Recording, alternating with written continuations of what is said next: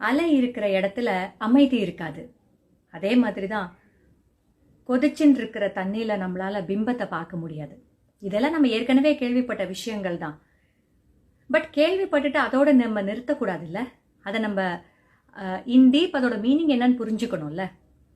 மனசு சஞ்சலமா இருக்கும்போது, டிஸ்டர்ப்டா இருக்கும்போது நம்மளால சரியான ஒரு தீர்வு காண முடியாது.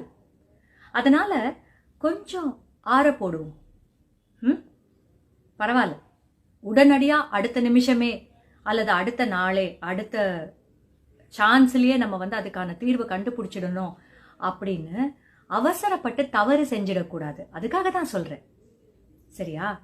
ஏன்னா மனசு சஞ்சலமா இருக்கும்போது நம்மளால நிதானமா யோசிக்க முடியாது. எதுக்குமே நிதானமா யோசிக்கும் பொழுதுதான் சரியான தீர்வு வரும். ஆனா இன்னொன்னு நான் சொல்ற எல்லா விஷயத்துக்குமே எக்ஸம்ஷன்ஸ்னு சிலதெல்லாம் இருக்கும். ஆனா அந்த எக்ஸம்ஷன் எல்லாம் எக்ஸாம்பிளா எடுத்துக்க முடியாது. நான் சொல்றது பொதுவான கருத்து, சரியா? அதனால எல்லாத்தையுமே இதுல ஆனைக்கு அரோன்னா குதிரைக்கு குரோன்னு அதை அப்ளை பண்ணவும் கூடாது. ஓகே, பட் கூடுமான வரைக்கும் அவசரப்பட்டு எந்த முடிவும் எடுக்க வேண்டாம். Especially when you are disturbed. அமைதியா யோசிச்சு நிதானமா செயல்பட்டா எல்லாம் நல்லபடியா நடக்கும். Take care.